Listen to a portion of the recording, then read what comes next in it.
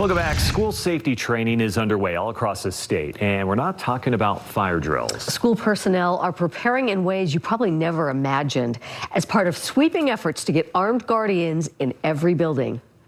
Your job as a teacher is to... Today's training started with an apology. Your job's to teach. I'm sorry it's evolved that you have to protect your area. Yeah. That's the world we live in. The world we live in means this kindergarten teacher is strapping on a bulletproof vest. Here we go. Show me what you got. And practicing how to stop an armed intruder.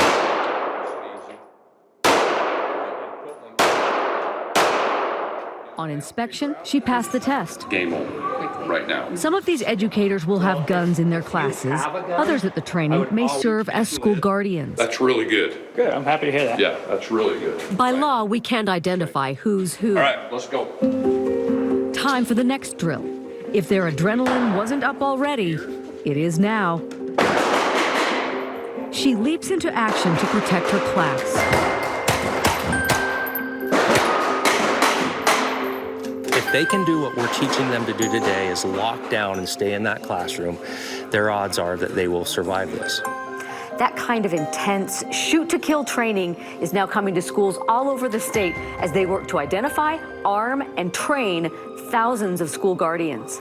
Right, but we do need to document. In this less stressful training, school administrators are learning how to prevent school gun incidents in the first place by learning threat assessments and how to intervene. Students make threats all the time, and so we want to make sure that we have a process, how to differentiate between those threats that are expressions of emotion, a joke, something that is not said with actual intent versus the threats that are truly serious. Many districts have long been implementing the requirements outlined in 2 school safety bills by Representative Ryan Wilcox.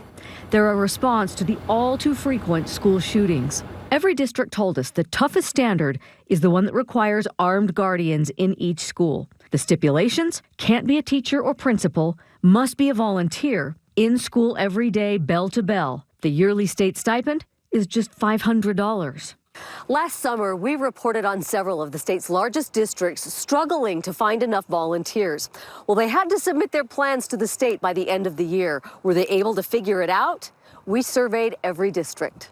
The majority of districts plan or hope existing staff members will volunteer for the job. In Utah County, the districts are gravitating more towards the Guardian program. St. George schools have their guardians already. Alpine, Canyons, and other large districts are subsidizing the state stipend in order to line up hundreds of volunteers. You'll have people that have volunteered that are having now maybe some second thoughts. And at the same time, you have other people that didn't initially volunteer who have come forward now. Ogden, Park City, Wasatch, and others will pay for full-time school resource officers or private security guards. Granite will augment their own police department, but the estimated cost, $6 million, is a huge concern. We're not willing to sacrifice our class sizes for that, and we're not going to take away from the education of students, so ultimately that's going to mean a tax increase for taxpayers. Many districts, especially in rural areas, say they'd rather have trained officers, but they can't pay, and they don't have enough staff who can volunteer anonymously. They plan to apply for exceptions to the law, which is allowed for small schools, so teachers or principals could take the role. And these districts, including Jordan and Salt Lake, responded they're still in progress, without elaborating on their plans to get guardians.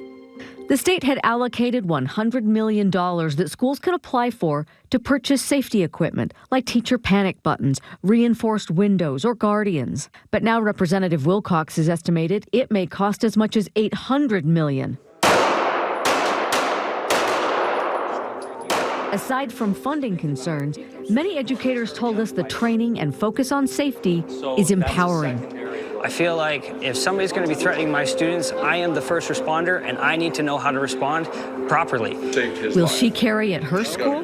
I haven't decided yet, but I do feel confident after going through this class that if I do decide, I will have the knowledge that I need to carry.